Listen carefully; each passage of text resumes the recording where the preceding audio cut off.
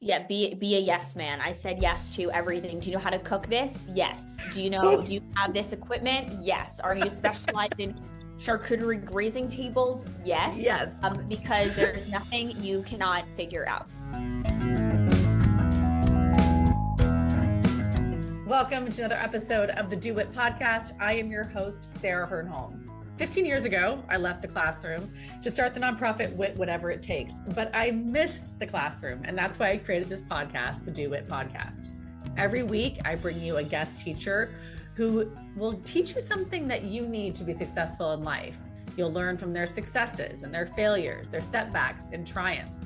So whether you are 16, 26, 66, there's always more to learn. And here at the Do It podcast, it's not about sitting back and relaxing. It's about getting out those notebooks and learning from those who have gone before. This week's guest teacher, our guest is Chef Bae. If you're not already following her on Instagram, go give her a follow, Chef Bae, B-A-E. She's got some really fantastic reels. And in this podcast episode, she's going to share about how old she was when she realized what she really wanted to do in life, how she decided what brand deals were a fit and not a fit, and what's coming up for her and her brand, Chef Bae. So get out those notebooks, class is in session. Let's do WIT.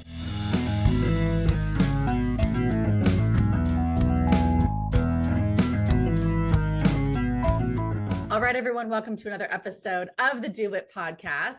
I'm fangirling a little bit because we have Chef Bae on the podcast today. So it's fun to have you with us today, Brooke. Thank you so much for having me. This is so fun. Tell me, are you doing today what your 20-year-old self thought you would be doing? I had no idea what I was going to even remotely be doing until I was 22.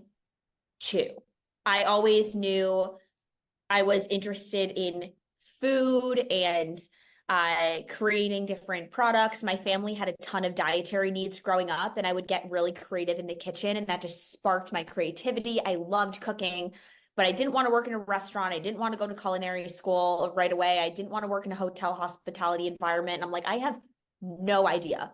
So I explored every interest I had: fashion, product development, food science, everything. And I was like, somewhere it's going to connect.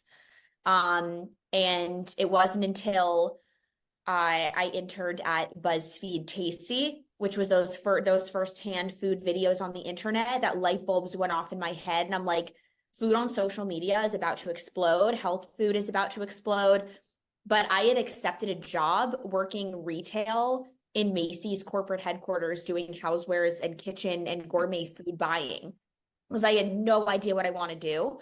And nothing was interesting to me. And then it just takes one thing, but every interest that you have. I mean, I studied retail because I was like, I'm creative. I thought I was going to go into fashion, and now I'm launching a chef jumpsuit line. So it all connects. Long story short, explore all of your interests. They will align somehow. All right. So let's go back to the moment that you say it hit, like you had this realization, like, oh, food online, health food. I mean, is there a specific moment that you remember, or you just were, it was a different like day or an experience? Like, what was that? Because I think that's really helpful to hear kind of how it all came together for you. Scott Lloyd, who started BuzzFeed Tasty, came into the Newhouse School in undergrad. I went to Syracuse, and I was in Newhouse and then Whitman, the business school. And he came in for a demo, just set up some cameras and showed what recipe videos could be if they were video. And I remember just never seeing something more interesting in my entire life. Like it was just light bulbs. I just knew this is exactly what connects all of my interests, my creativity. I love the idea of starting something new. This was a completely new industry. It connected my passion for video and social and online. And I was just like, this is going to explode. It just, the way I felt was like I could just do that forever and it wouldn't even feel like work. It was so fun. It was just what I love doing. And since that day, I've done it every single day of my life. And every So that's 22 years old. You're 28. Tell us that was in the classroom, right? You're at Syracuse. You're 28 years old, out of college. You're in Los Angeles now. But tell us what you're doing. Tell the person who is not quite familiar with you how you spend your days now. Every day is definitely very different. A reason I didn't want to go initially, work in a restaurant or hotel hospitality food world was like I never want to make the same thing twice, and I'm going to figure out a career that doesn't have me do that. So reaching for the stars every single day is different. Some days I'm private chefing for clients, which is such a fun way for me to try new recipes and film content and do these Erewhon hauls and just have so much fun. And some days I'm working with brands to do content for them, or I'm doing in-person activations and dinner series. I think I, just like Scott Loich kind of spearheaded BuzzFeed Tasty, I'm trying to spearhead something even further, which is a new relationship that brands can have with talent that are also brands of their own company. So for example, instead of me working and doing some TikToks and reels around a supplement brand, yes, I'll post about them. I love the product, but I can do an influencer or a corporate dinner utilizing the medicinal benefits and flavors of the products in every course and bring in my private chef team and have a real world activation and be a chef in my brand first and foremost and link the two. So sometimes I'm doing those dinners. I'm working on my own product launches. So I have a line of jumpsuits launching in a few weeks, which I'm so excited about. I have a jumpsuit closet of 75 jumpsuits. This has been in the works for a year and a half to get them perfect. And then more on my own food products so people can try and wear the Chef Bae brand.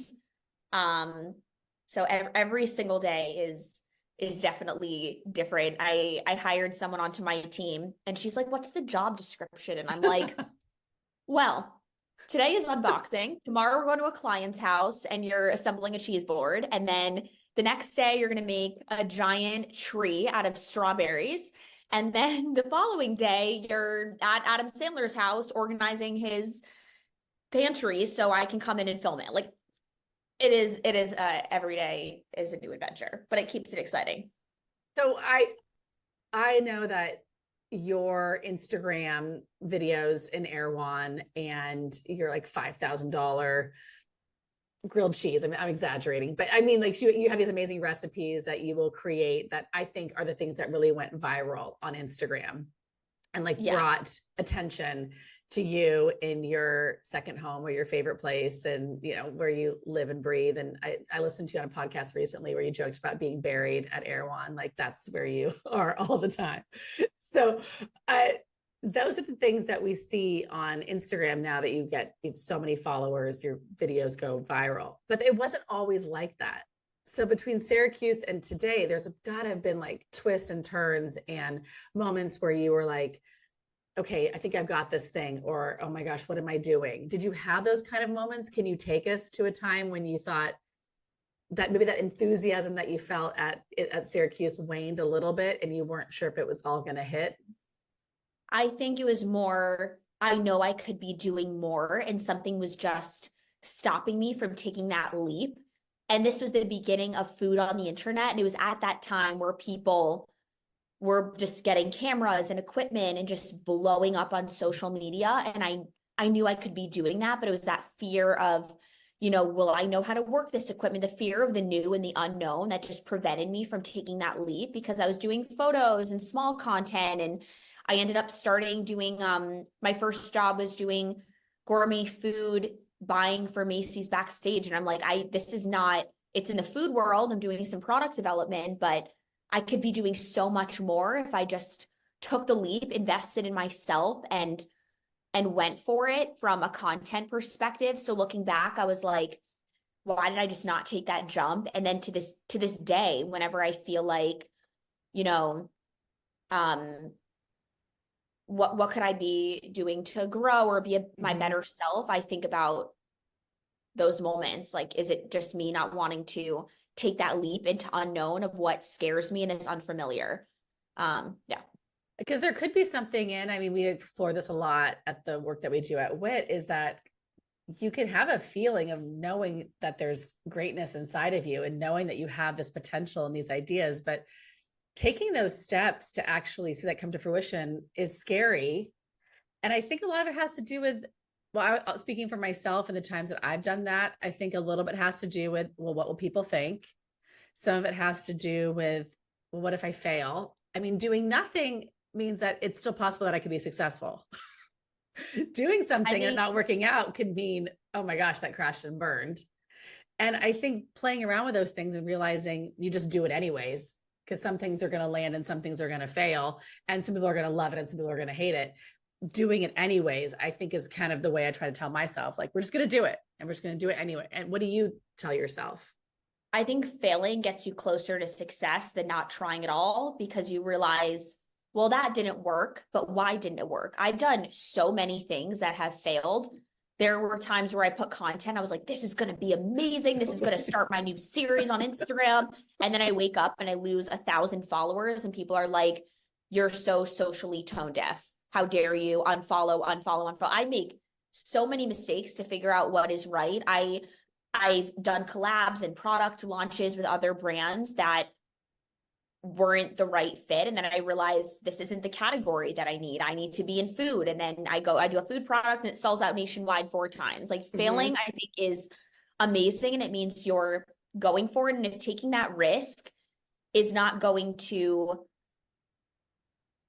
financially put you in debt when you're young, and you can take a risk and go after it. Because what, for me, when I was in college and I was like, I know I could be doing this. This is so exciting, but I was so scared of, the equipment is $2,000 and will I know how to use it and set it up, and I need the lighting and I need to learn how to video edit and all of this stuff that I'm now doing day in and day out.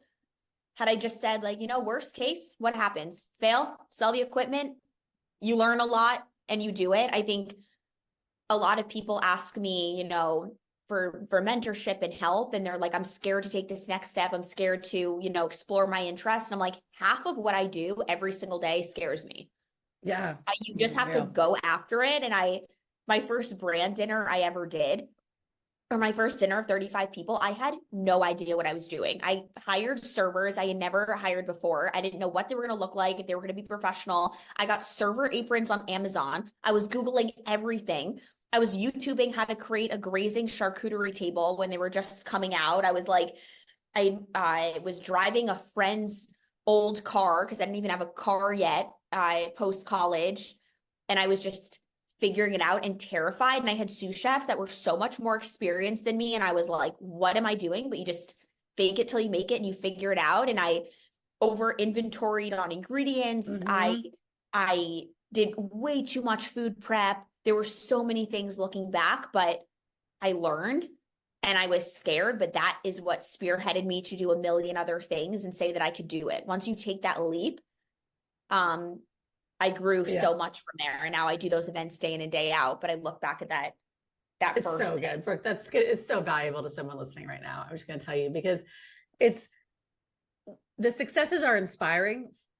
We always, you probably have people that you look up to, which I'd love to hear about in a minute, but the people that you admire, and it looks like they have it all figured out. But the fun part is the bonding over the moments that were a little messy, a little didn't go as planned, or mistakes that we make, because it just reminds us that we all have that in common. I mean, I remember, as you're talking, I remember thinking about the time that for this event that I've been doing WIT for 15 years, but this is in the beginning, ordering business cards online, and just the font was like so small when they showed up that, like, I didn't even think about that when I designed the card online. You couldn't even read my phone number. And I ordered like 5,000 of them. And so then I'm like, oh my God, I didn't even think about that kind of thing, like the design of it. And then you have 5,000 cards, and who cares? WIT still went on to be a success. Little mistakes along the way. It's almost like the more mistakes you make, or quote failures, they're just part of it. And I hope that people can know that, right? Like, they just become part of your experience if you are somebody pursuing something that's new. I mean, Brooke is doing something that, well, of course, being a chef and even doing parties might not be a new concept. The way that Brooke is doing it is new and different. And so, of course, you're going to make mistakes along the way. You're creating a new space. So, I don't know how much that's bound to happen. But I love the story of hosting a party and then just saying yes, probably, and then figuring it out. Yeah, be a yes man. I said yes to everything. Do you know how to cook this? Yes. Do you have this equipment? Yes. Are you specialized in charcuterie grazing tables? Yes. Yes. Because there's nothing you cannot figure out. Yeah, Yeah. especially And with maybe you bring in Google. help, but Yeah. yeah, just Especially with Google and with friends. Let's talk about people that have mentored you. I mean, who have you looked to for guidance and support? Because we all need that along the way. I think well, when I moved to LA, this guy Darrell, who also graduated from Newhouse School and Whitman School at Syracuse, Darrell Smith, he was in the NFL and then transitioned to be a professional chef, build his own brand as a chef, launch Amazeballs, his meatball company, and he has a show on Tastemade, and he was so inspiring to me, and how he used one brand to pivot to the next and be so approachable and wonderful. So when I moved out here, I spoke with him, and his guidance for me on how to take, for him it was being in the NFL, for me it was cooking for celebrity clients and royals and athletes, and how to take that, build notoriety and engagement and following from that, and then transition to your own brand and what really inspires you.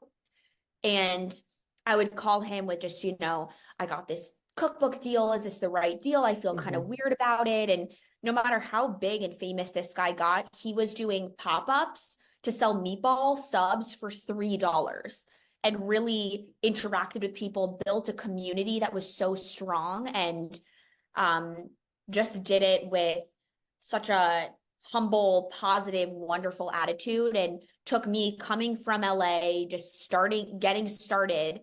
And he took time and met with me, in person for coffee or a latte or something, and helped guide me. And that he was also just so inspiring to me in that way. And now when people reach out, I get a lot of DMs being like, that's the other thing. When I was young, I wish I just reached out, because what's the worst that someone's going to say is no or not answer.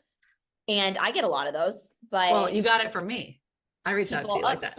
Exactly. I've met so many people that way. And I get a lot of DMs from young people that are 20, 21, 22, being like, I think you're not going to open this or read it, but if you ever need help in the kitchen, or I'm looking to, learn from you, and I would love to shadow you one day. I get back to all of them. And my kitchen assistants that I've worked with the past 3, 4, 5 months have been 20, 21, 22-year-olds that reached out to me, because I think that's half the battle. I think that shows such initiative and amazing work ethic. And now when I have a client, they're sous chefing with me side by side. They're in my content. They're building their brand. I think that is amazing. And I always answer those, because there's people that did it for me. And I hope one day they'll reach out and mentor other people, because everyone has done favors for other people, and it should be passed down. And I reached out to Darrell, my now mentor in social media, and he got back to me, and he was an amazing person. And there have been so many people along the way that have just led to helping hand. And I think it's just amazing. There's space for everybody, and helping everyone grow and building a community is the best thing you can do. How did you develop that mindset, which is much more of an abundant mindset versus a lack mindset? You're saying there's enough to go around. I mean, I used to work in TV and film in Hollywood. That is not a typical mindset in Los Angeles. In Los Angeles, it's more, there's not enough to go around, and everyone's got to get theirs. How did you develop that mindset? I think people see right through when you don't have that mindset, when they're just looking for some kind of transaction, or they don't want to help people around them, or it's like, what's in it for me? And at the end of the day, no matter how big of a producer, people I work with, producers and editors and people in the industry all the time, and at the end of the day, everyone's just a person. And it's like, do they want to work with you? Do they like you as a person? Do they get a good feeling around you? Are you a generous, nice human being? And it wasn't, me fighting my way to the top, being like, I'm better than this person, I'm better than that person. But it was me sitting down for a good example, I interviewed Chef Nobu for the Golden Globes and got the behind the scenes of the food tour. And there was another person they were looking at, and he was like, look how many followers I have. And he's much bigger than me from that standpoint. And he's like, I'm better than this person. I'm great. I have this PR. I'll do all of these deliverables. And I honestly just reached out to someone who was on the Golden Globes team and just became friendly with them. And we built a good relationship, and I just hung out, and now we are just friends, and got me in the door. So just being a good person, realizing at the end of the day, everyone is a person, and not having an agenda helps you more than having one. LA, I agree, it can be very transactional, and people see that, but building a good reputation, being in the back of someone's mind, no matter, even if I would do, not to get on too many tangents, but I would do dinner events on Eventbrite when I moved out to LA to build my brand. And I was just like, $80 per person at cost, but open bar, endless food, just post me on social media. And I would do these 35-person dinners. And I was like, I have no idea who's going to show up to these Eventbrites of things that I posted online. I have no idea who this audience is. And I'm like, it'll get my brand out there, and you never know who knows somebody. And they had a good connection with you. And one of them was Adam Sandler's daughter's best friend who connected me to that family. The other one was a guy in the entertainment industry that connected me to my old management team. There's just such a good network. And if people have a good feeling and a good connection and a good relationship with you, and just see you as a person sitting down at a table and cooking for people, that those moments have gotten me so much farther than when I was with WME, having WME reach out to someone's agent to book a gig. Oh, interesting. Okay. Yeah. So the building of relationships has been more beneficial than hiring a team to go do that on your behalf. Yeah. Really building a community with no agenda, nothing but just building a network, building a community, building relationships with people in your industry, adjacent to your industry, not in your industry at all. That is the most valuable thing you can do. But I agree that the world can get very transactional, and people compare, and they don't think there's room for everybody. But there is. And if you think it's too competitive of a space with other people, or you're being compared to other people, maybe there's a benefit of doing something else that no one else is doing. But there's so much room, and people lifting people up is just the best thing. And you have a pretty significant following on the social media platforms. And I know you get a lot of love, but I'm imagining that there are times when it's not all love. And maybe people are snarky in the comments or the DMs, or you might have some haters. How do you handle that? I think I used to react like, oh my gosh, I need to delete this comment. I need to delete this content, whatever. Yeah. And then I realized, if people are arguing or engaging with your content, think about how much Hollywood stars, the Kardashians, people love to hate them, and that just makes them more famous and more popular. When people are arguing in my comments of, I'll cook for someone and I'll spend a ton of money on groceries, and they're like, how do you live like this? You're tone deaf, people are starving. And then there's this whole thing about kids starving in Africa, and people are arguing. And then there's like, the president gets involved. Like, it's, people mention everything you can possibly mention, and it's global warming and whatever. And I'm like, we're spending hours of their time engaging on your social media. They have no idea who you are, but they're talking about you. And I just look at it that way. And of course, there are going to be they're always crazies that say anti-Semitic things and hate comments, and you delete those. But I would say I'm less quick to react. People behind their phones feel like they have this power to say whatever they want that they wouldn't to your face. But I just run with it. People will say these crazy comments, and it just gets engagement, it gets conversation, it does nothing but help you. People love reading comments too, and they just spend more time on your socials. So enjoy it. People It's a good spending way hours to, of your life arguing on your social media, you have to laugh at it.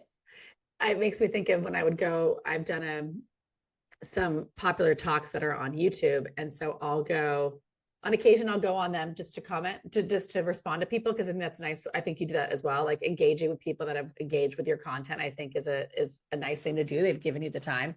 And I've had some really nasty comments on them. And then I always just write, thanks for the view, because the view count goes up and then my speaking rate goes up. So thanks for watching. There's a bit of like what you're kind of saying. If you're going to sit here and engage with my platform and my content, that's great, because that's helping it get on more people's pages. That's getting in front of more people. So the haters, I think you've got a good attitude about it. And I would hope that people that are out there that are wondering like, oh, I don't know if I want to get started, because if I put my content out there, what if I get hate and what if people judge it? Just know that they will, and you do it anyways. Because that sounds like that's what Brooke has decided to do. If people are talking about it, you're doing something right. But when people do love your content and they're such a positive person in your community, I love engaging, like you said, engaging with followers, and they'll send me their recipe, or can I use this flour, and I'll voice note them in the DM.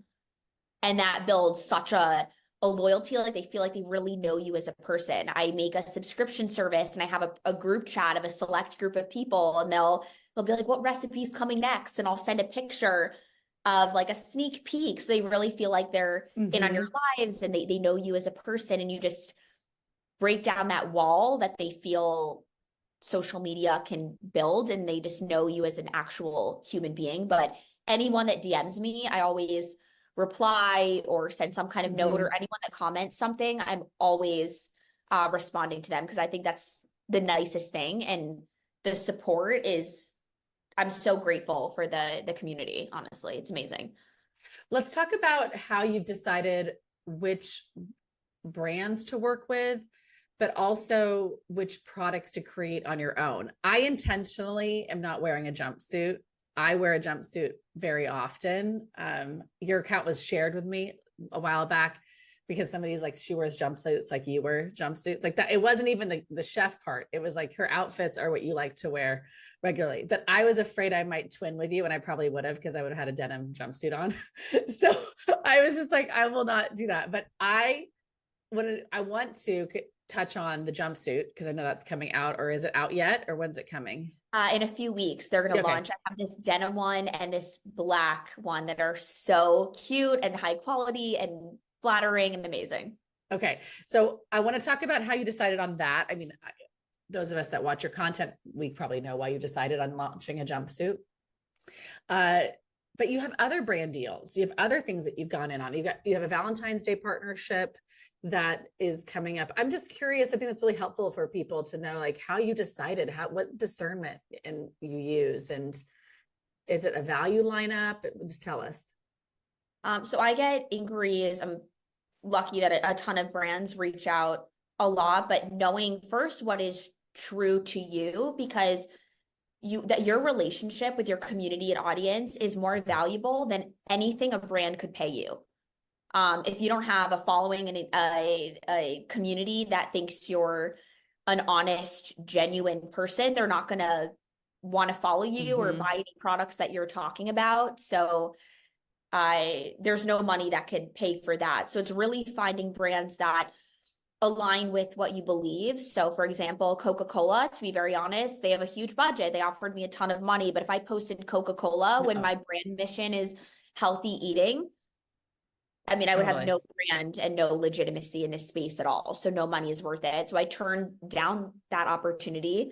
And I just work with companies that I truly believe in. It's not about the money. I think, for example, there's this supplement company, small husband and wife owned company. I absolutely love their supplements. I think they're amazing. They barely have any budget. They're trying to get their feet off the ground. They sent me product. I think it's amazing. And I'm like, I will post you guys, just stock me with vitamins. I'll just keep posting. I think you're unbelievable.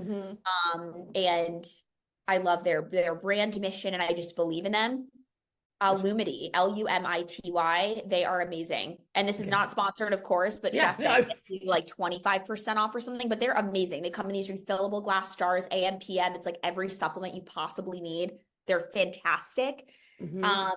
So finding brands and people that you love, because what I said before, everyone's just a person. Every brand is just a person. When you're talking to someone on Instagram and you're like, I love this almond flour, it's amazing.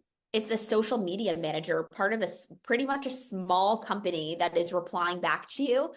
So just thinking of everyone as a person, relationship building and finding brands that also love you back. And then they give you more creative freedom and they really know you and your brand and you kind of work together and it's amazing. For products that I want to collab with is are either content creators or brands that I just love. And I think my dream is to create my own food brand. And my jumpsuit line was a dream. But what I really needed to know was when I was talking to investors, it wasn't, how much money are you putting into these brands yourself? It was, what are case studies? Like how many products you sell, what price point, what's your market penetration? And that fear that I was saying before kind of kicked in, but I was like, what could I do? I felt like I still kind of needed training wheels before I could start my own thing, get the right investor, what product even works the best. Talking about failing, I launched a jumpsuit, an activewear collab, could barely sell units there. And then I launched a collab with Monty's, the vegan cashew cheese, and it was like nuts, sold out 4 times nationwide, is going into every retailer we contact. People are obsessing over it. Let's talk about it. Tell them what it is. So Monty's is a vegan cashew cheese company. They do sour creams and cashew cream cheese, and they're amazing. So I took their cashew cream cheese and made a maple cream cheese frosting and paired it with my famous grain-free vegan carrot cake. So just layered carrot cake in a jar. And I realized what works, who my demographic is, what my price points are, where I can sell, and worked with a company that I love. And I've done a bunch of these collabs with, I'm launching a hot sauce with this guy Sauce Bay this year for an LA green juice hot sauce. This guy Matcha Bay and I are launching a Baes matcha chocolate for Valentine's Day. And now I feel like that fear that I was talking about before, when I'm like, I could be taking that next step, but I'm scared and what's stopping me on the inside. And I feel like these collabs have been training wheels, and I need to take that next step and just invest in myself, because it's the worst thing that happens. I fail, we learn from it.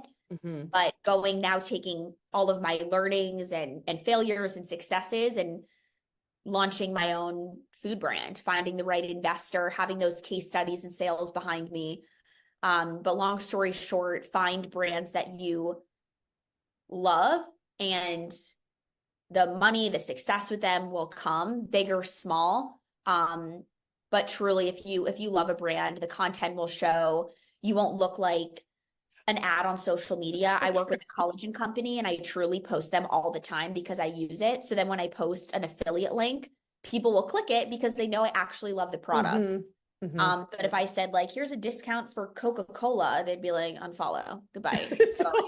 Well, because it's out of alignment. We talk at WIT about living in alignment and how important that is, and how there's an ease and a flow to things when you are in alignment. And it sounds like you have found those brands that you are aligned with. And so the clicks happen, the sales happen, versus maybe with the ones that haven't really hit. It's because they didn't really align. There's nothing wrong with them or people or that work for them. It's just, it's not in alignment. And I think it's so valuable in life to find where you line up with people, with work, with mindset. I think life has a nice flow to it when we are aligned. And like you said, it's not about the money, but the money, we all like money. There's nothing wrong with it. It's lovely to have. And so I think the money comes when we're in that flow. Exactly. The most valuable thing is your time. Time is money. You're giving your time to things that you don't enjoy, brands you don't align with. It's going to show, but yeah, that's the most valuable thing ever is your time. So spend it not trying to compete with other people and fight for the top and get ahead unfairly and work with brands that you don't love thinking it's the best thing. The most success I've had is creating content that I just think works for me, that no one else has creatively directed, and just being a fool and being my actual self on social media, my unedited crazy self jumping around in someone's kitchen. Authenticity shows, and with that brings value. Being a nice person brings value. Yeah. That's a really interesting point, Brooke, because I think a lot of times we think we need so many things to be successful, or with an idea, like say somebody wants to launch an idea, launch a business, launch a concept, launch an Instagram page, that they have to hire a team, or even if they want to launch a podcast, you got to hire a team to do this. And sometimes you don't even need all of that. You just got to get started, because you do a lot of your own. I know you're hiring people now, but there has to have been a time when you didn't have that.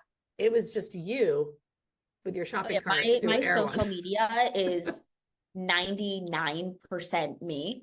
Sometimes I'll loop in an editor here or there, or I'll have an assistant helping me with some email stuff, but it is Instagram versus reality is real. It is scrappy. Last night I'm launching this Baes chocolate with matcha Baes. It's going in all the high-end retailers all over LA, and we're sending it to all these famous people in PR boxes. And last night, I'll show you a picture. Last night at 11 p.m. for 4 hours, him and I were like making our hands raw, putting boxes together and stickering stickers. There is no job too small. I love it. I'll show you us assembling. This was at 10 p.m. last night. Him and I.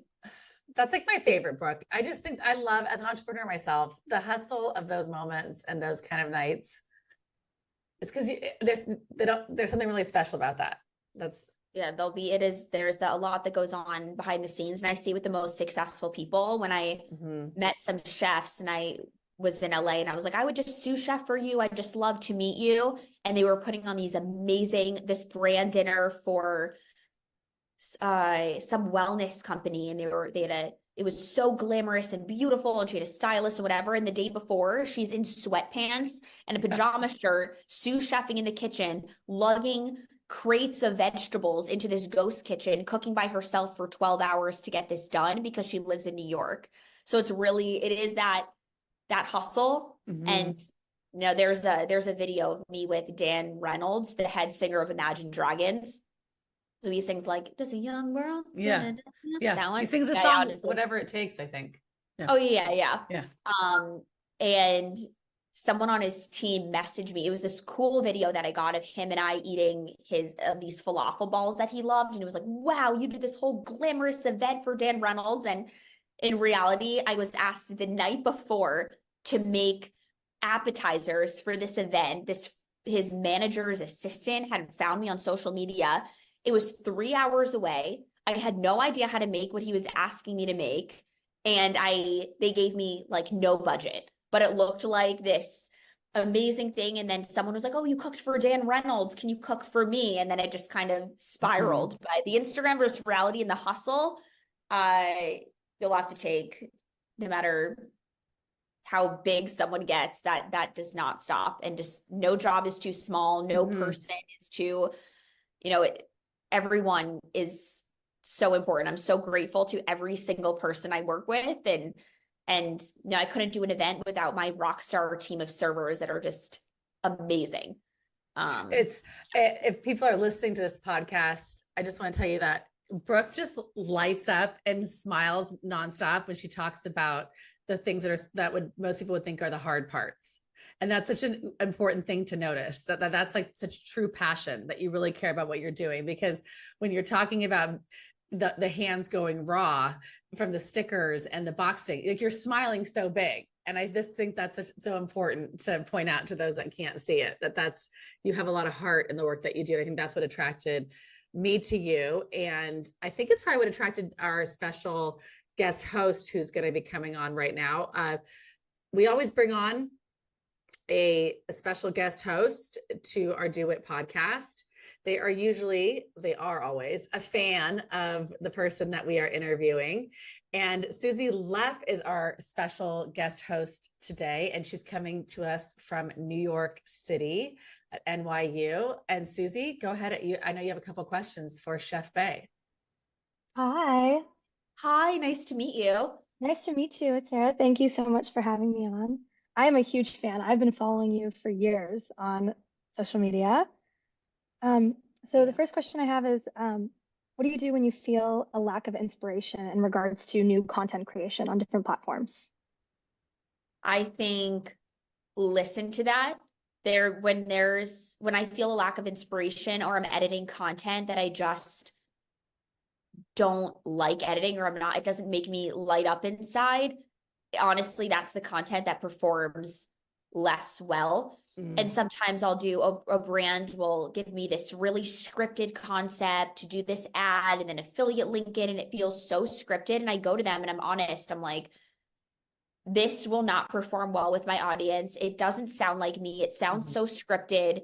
I know my audience best. We need to change things. Or I was posting recipe content and it was just not exciting to me. It was like, who needs another sheet pan chicken recipe? And like, there's so many 3-ingredient banana breads and protein balls on the internet. I'm like, it's so boring and no one cares. And people want to be entertained.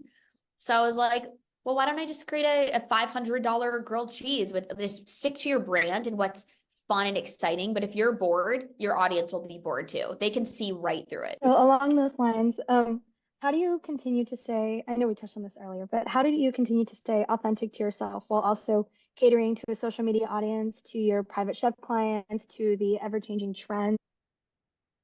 Authenticity, and I think people catch on to something that's scripted versus being true to yourself. And I'm bubbly, I'm an extrovert. So whether it's voice messaging strangers that ask me questions about recipes in my DMs, or just turning down opportunities that don't suit me, and just treating everyone like a person in your family or like a close friend, no matter who they are.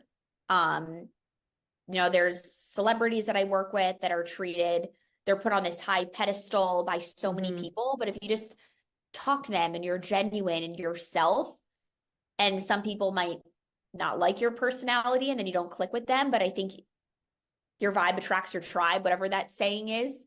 You'll attract the right people in your life by being authentic to you. And I'm silly and I'm goofy and I'll post things on social media. My friends are like, what on earth are you doing? But they know it's me. And I used to be so careful with editing and lighting and what people like, making sure the best angle of my face. And I'm like, it's fine. Just being authentic, that does better than perfection. So for those long days, what gets you motivated ahead of a long day of whether it's cooking or editing or all the other things that you do for your brand?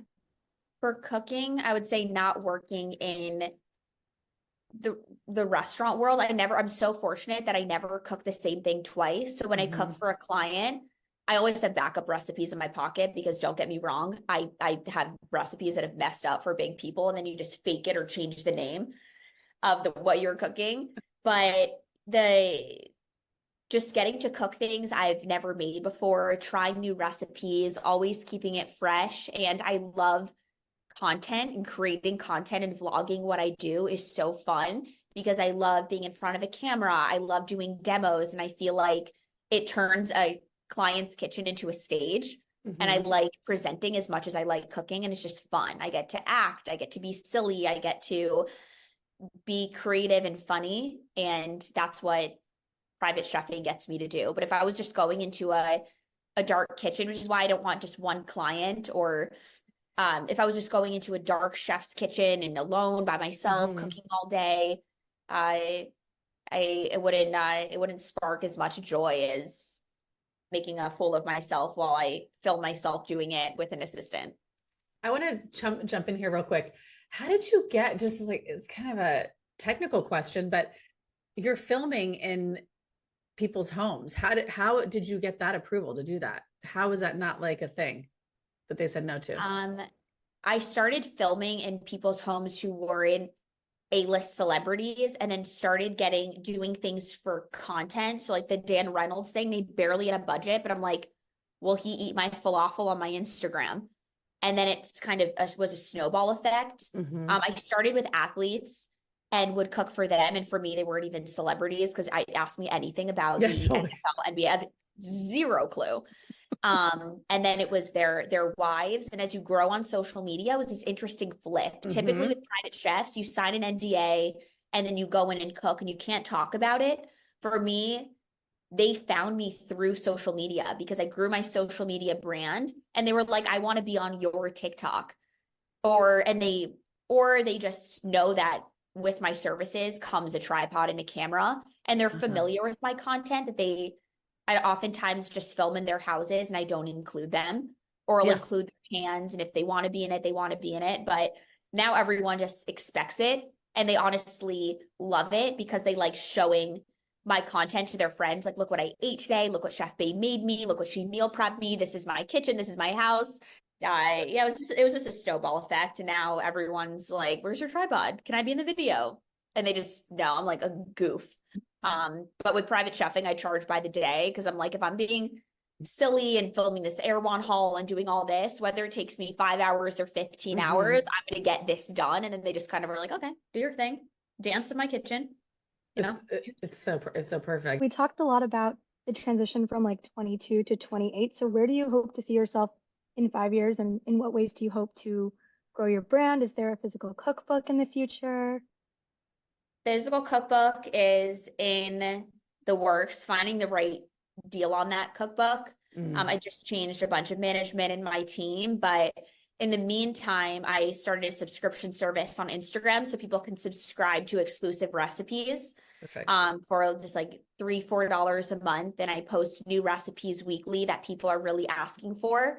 But definitely a cookbook, doing way more in the TV space, more of my own shows, building up my social media and long form content, being a household brand with my own food brand and my clothing line kicking off, and just being a name that people respect in the culinary and entertainment space, and that someone that's recognized as being a chef. You know, the TikTok and all of that kind of comes second. It's kind of an afterthought of my brand and being a chef and having my business doing events. Before we jump into the rapid fire questions, I wanted to give you a chance to chat a little bit about, the work that you're doing for food insecurity with your nonprofit. Do you want to share? I would love for our listener to hear about that, because I love that you have a give back component to your life. Yes, thank you for asking. I definitely, one of the most interesting things for me is seeing this dichotomy of I cook for the most famous, wealthy, royal people on the entire planet.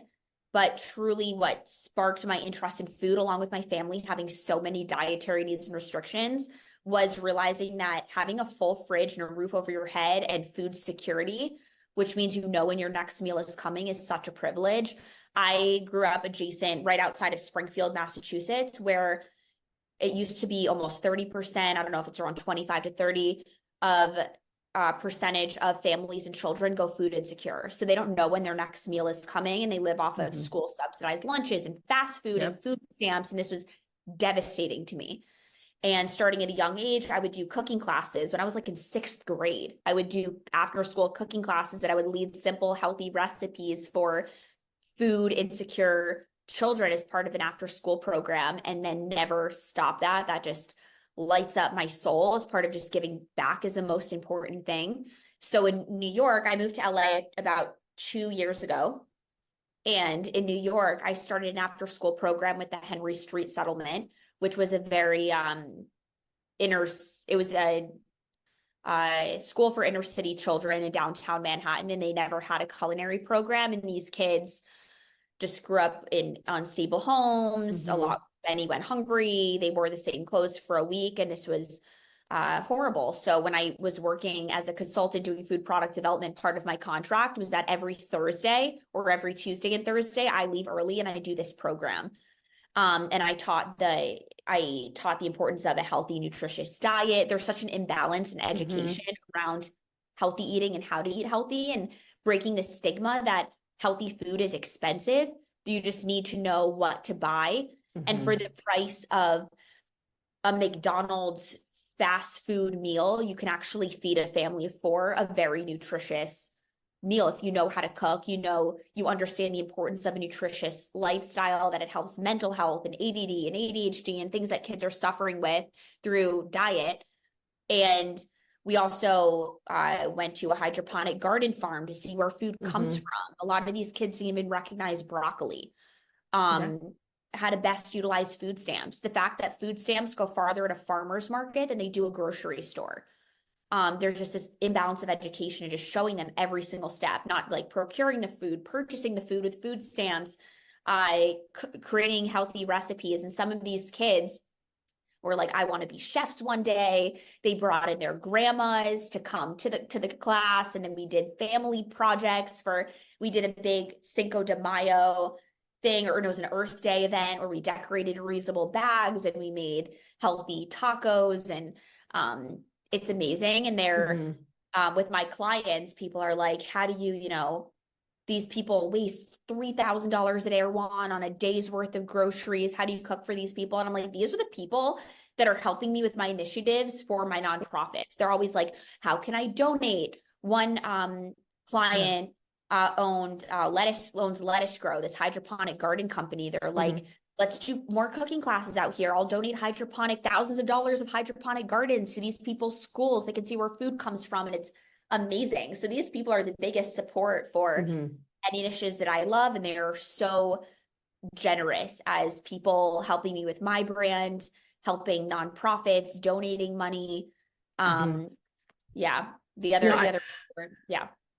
just wanted to talk about that because I think it's so easy for people to go, oh, she's so out of touch and her customers so out of touch. And I just love when we can bust the myths and the lies that people have created and assumptions that people have created in their mind. So we're now at time for the rapid fire question time of the show. And Susie's has her rapid fire questions. And then your challenge, Brooke, is to answer them just as rapidly as she asks them.